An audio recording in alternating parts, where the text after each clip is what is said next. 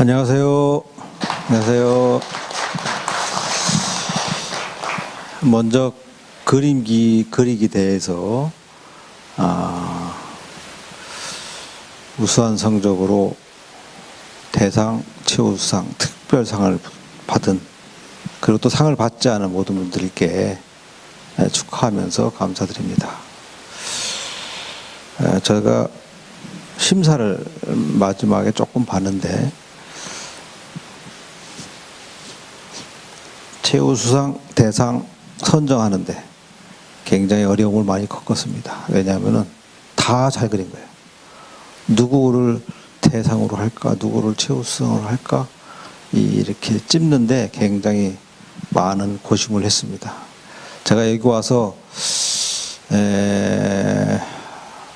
한 5차례 정도 이렇게 봐왔는데, 실력도 많이 늘고, 그리고 또 그 의미, 내용도 굉장히 성인들 못지않게 좋았습니다. 그래서 가면 갈수록 이 그림 그리기 대회가 더 잘 되고 발전하고 있고, 올해는 특히 또 이런 코로나 시기인데도 불구하고 많은 작품을 또 이렇게 들어와가지고, 사실은 심사하는데 많은 심사하시는 분들께서 많이 애를 먹었습니다. 그래서 앞으로는 우리가 거기에 발맞춰서 문광부 장관상, 대통령 상가 좀 힘들 것 같아. 문광부 장관상을 지금 노력 중에 있는데도 그게 쉽진 않더라고요. 그래서 이제 앞으로 그런 상들을 서울시장상 뭐 이렇게 해서 할 수 있도록 저희들이 더 적극 노력을 해서 이러한 상들을 더 늘리는 방향으로 그렇게 하겠습니다. 하여튼 축하드리면서 참여하신 모든 분들께 감사드립니다. 오늘은 이제 능엄경의 얘기를 한 구절 말씀드리고자 합니다. 수유다문 악볼수행 여불문등 여인설식 종불능포라. 비록 많이 들었다 해도 만약 수행하지 않으면 듣지 않는 것과 같다.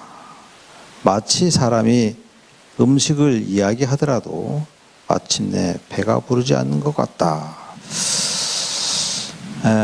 우리가 이제 부처님 말씀을 스님들을 통해서, 아니면 불교 대학을 통해서 여러 경로로서 우리가 부처님 말씀을 많이 듣습니다. 근데 그러한 부처님 말씀을 들은 걸로만 만족해요. 그렇구나. 그래서 머릿속에 부처님 말씀을 이런 것이구나 라고 이렇게 저장만 합니다. 부처님 말씀은 실천하는 데 있어요.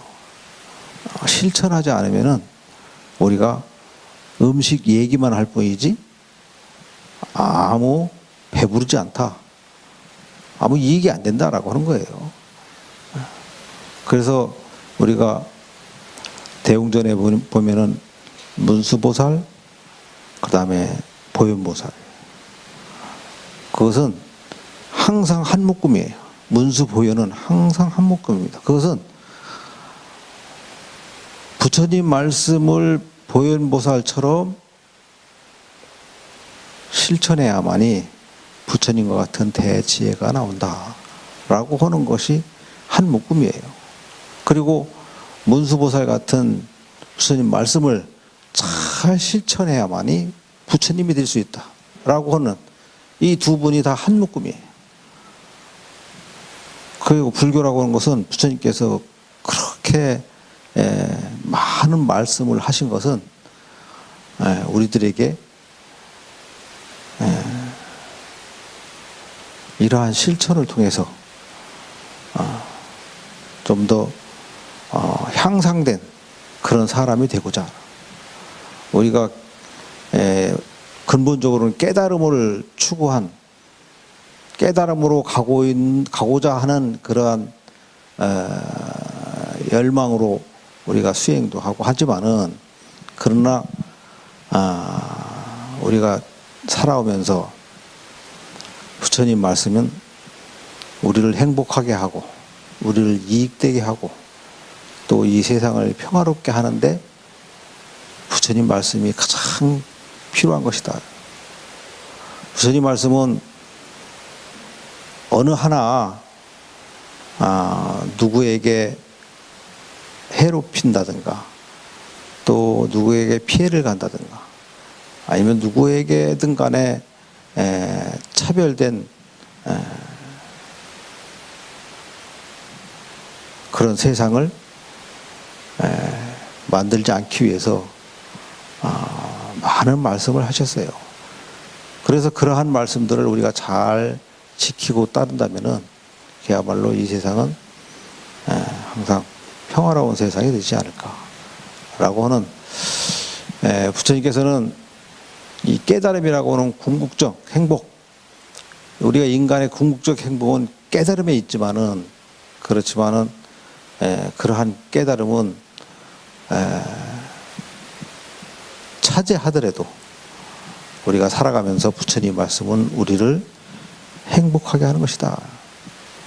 우리가 부처님께서 계행을 잘 지키라고 하는 것도, 이 계행이라고 것도 본인의 어떤 수행의 의미도 있지만은 이 계행을 낱낱이 보면은 다른 사람을 피해 주지 않는 거예요. 나뿐만 아니라 다른 사람에게 피해를 주지 않는 것이 근본 목적이에요. 오히려 적극적인 계행을 잘 지키는 것은 뭐냐? 바로 피해를 주지 않고 오히려 도와주는 거예요. 불살생, 남 피해 주는 거잖아요. 그죠? 살생하는 거. 살생하지 말라. 근데 살생하지 말라고 하는 것에서 떠나서 뭐예요? 다른 사람을 살아있는 것을, 죽으려고 하는 것을 살려주는 것. 이런 것이 더 적극적인 계행을 지키는 것이다. 그 다음에 도둑질하는 것도 마찬가지예요. 도둑질하는 것도 우리가 도둑질하는 것에서, 안 하는 것에서 그치는 것이 아니라 오히려 내가 가지고 있는 것을 다른 사람에게 베푸는 것, 이런 것이 바로 다 적극적인 계행을 지키는 것이다. 그래서 우리가 부처님 말씀대로 실천하고 살아가는 것은 결국은 남을 도와주고 남을 위해서 살아가고, 이것이 결국은 나를 도와주는 것이다. 나를 행복하게 하는 것이다. 서로가 서로를 도와준다면은 결국은 누가 행복하겠습니까? 우리가 다 같이 행복하는 거죠. 그렇기 때문에 우리는 이러한 서로가 상생하는 쪽으로, 그래야 이 세상에 밝고 행복해지는 것이다. 그것은 부처님께서는 항상 강조하셨어요. 이것이 바로 부처님 말씀을 실천하는 거예요. 부처님께서는 어떤 수행을 통해서 모든 중생이 다 부처님처럼 깨닫기를 바라셨지만은, 그러나 그러한 깨달음으로 가는 길은 사실은 쉽지 않아요. 그래서 그러한 깨달음도 좋지만은 우리가 부처님께서 전도선언에 보면은 인간의 행복과 이익과 평화를 위해서 전도를 떠나라 라고 하듯이,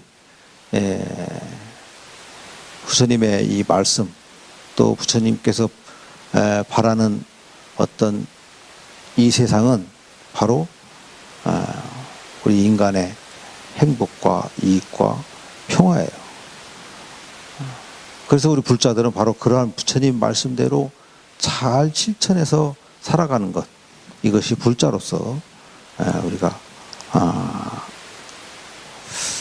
부처님 말씀을 잘 따라서 살아가는 것이 아닌가, 이렇게 생각이 되어집니다. 이 능음경의 이 말은 아란존자가 많이 알긴 하지만은 선정을 닦지 않아서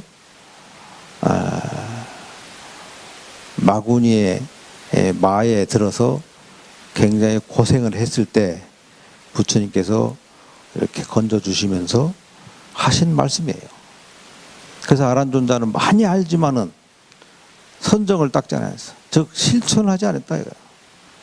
실천하지 않다 보니까 쉽게 어떤 흔들림에서 잘 빠지게 마련이다. 여러분들도 마찬가지예요.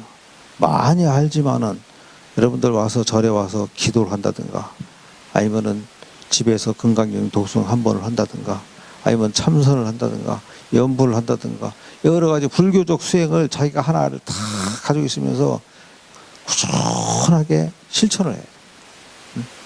건강경 독송을 하루에 한독 매일같이 한다든가 아니면 연부를 관세음보살 연부를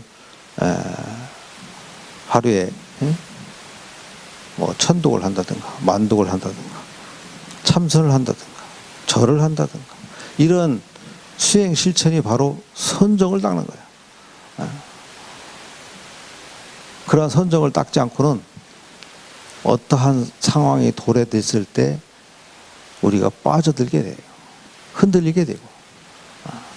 그렇기 때문에 우리가 자꾸 수행을 통해서 또 정진을 통해서 주변에서 어떤 상황에 도래됐을 때 지혜롭게 또 강한 의지로서 불심으로서 빠져나갈 수 있게끔 하는 것이 바로 우리가 이렇게 절에서 스님들 말씀 듣고 부처님 말씀 듣고 기도하고 또 여러 경로로 인해서 수행을 하려고 자꾸 인도해주고 하는 것이 바로 우리 사찰의 역할이에요.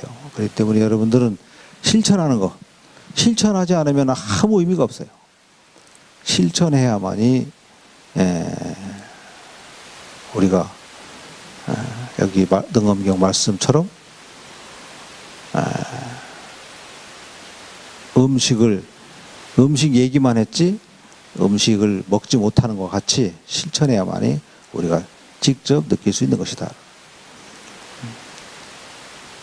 보시도 실천해야만이 우리가 공덕을 닦을 수 있는 것이고 모든 것이 그렇습니다. 실천하지 않는 것 이것은 아무 의미가 없다. 그래서 우리가 항상 실천하는 불자가 될 수 있도록 그렇게 바랍니다. 근데 이제 그나마 부처님 말씀을 우리가 마음속에 담는 것 다만 생각 속에 담는 것 이것도 못하는 분들도 많이 있어요. 우리가 이렇게 법문을 통해서 아니면 불교대학을 통해서 여러 경로를 통해서 부처님 말씀을 우리가 자꾸 생각 속에 담고 자꾸 똑같은 얘기를 담다 보면 이것이 어디로 담냐? 가슴으로 내 마음속에 담아요. 내 마음속에 담으면 그 마음속에 담다 보면은 실천하게 되는 거예요. 자동적으로 실천하게 됩니다. 그래서 이러한 법문도 자꾸 들어야 돼요. 설사 실천하지 못한다 하더라도 자꾸 들다 보면은 머릿속에 저장했다가 이 머릿속에 저장했던 것이 내 마음속에 저장하게 되고 마음속에 저장했던 것은 이 마음은 우리가 여러분들도 이렇게 봉헌사 오는 것 또 기도 참석하는 것 이런 것이 다 여러분들 발휘시킨 것이 아니라 마음이 시킨 거죠. 마음이 시킨 것이 온 것이다. 그렇기 때문에 마음이 자꾸 마음속에 여러분들 부처님 말씀을 저장을 많이 해놓으면은 그 마음이 자꾸 부처님 말씀대로 실천하게 돼요. 그러니까 이렇게 법회 참석 또 이러한 여러 가지 부처님 말씀을 잘 듣고 새기는 것 이것이 바로 우리 그러면서 실천하는 것 이것이 바로 우리 봉헌사 불자님들의 행위 아닌가 실천이 아닌가 이렇게 생각이 되어집니다. 좀 이렇게 코로나 바이러스 이것이 잘 없어지지도 않는데 어쩌면 이것까지도 우리가 함께 해야 되지 않겠나 하는 생각도 되어집니다. 그래서 우리 사람들이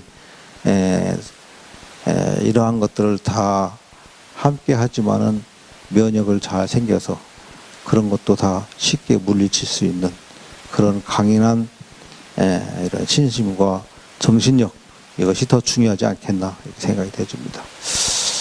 하여튼 날씨도 이제 점점 추워져 가고 그리고 또 이제 좀 추운 겨울이 다가오고 있습니다. 여러분들 환절기에 건강 조심하시고 항상 가정의 행복, 또 입시하신 분, 입시 준비생들에게 열심히 공부해서 좋은 성과를 이루기를 기원하겠습니다. 감사합니다.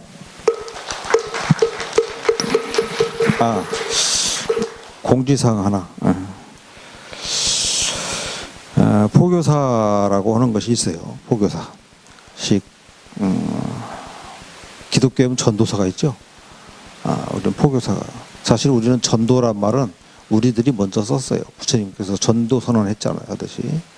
근데 기독교에서 먼저 쓰니 그 사람들이 자꾸 우리 걸 갖다 쓰니까 우리는 그런 니들 가져가 그러고서 이걸 다시 포교사로 바꿨습니다. 그래서 이제 포교사는 우리가 부처님 말씀을 지금처럼 널리 알리는 역할. 이 포교사는 사실 어떻게 보면은 저는 개인적으로 모든 불교 신자들이 다 포교사가 돼야 될 정도로 포교를 해야 할 정도로 이 포교사는 굉장히 중요한 역할입니다. 우리가 이러한 포교가 없으면은 불교라는 생명이 지금까지도 남아있지 않을 것이다.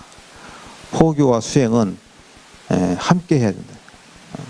그래서 여러분들 포교가 굉장히 중요한 역할입니다. 그래서 포교사를 되기 위한 공부방을 개설을 했어요. 10월 30일부터 매주 토요일 오후 2시부터 5시까지 선불당. 10월 30일 날 내년 2월에 시험 보죠. 그럴 때까지 이제 강의도 하고 해서 누구나 시험에 잘 볼 수 있도록 이렇게 공부를 따로 공부를 하고 있습니다. 여러분들 많이 동참을 해서 이렇게 이런 시험을 보려고 생각하면서 공부해야 그때 가장 공부가 많이 돼요. 그냥 평상시 이렇게 앉아서 강의 듣고 법문 듣고 하면은 여러분들 이렇게 지금은 그런갑다 하고 이제 계시지만은 여기 문 밖에 나가면 그때부터 다 잃어버려. 근데 직접 내가 시험을 보려고 공부하면은 오랜 동안 평생 동안 남습니다.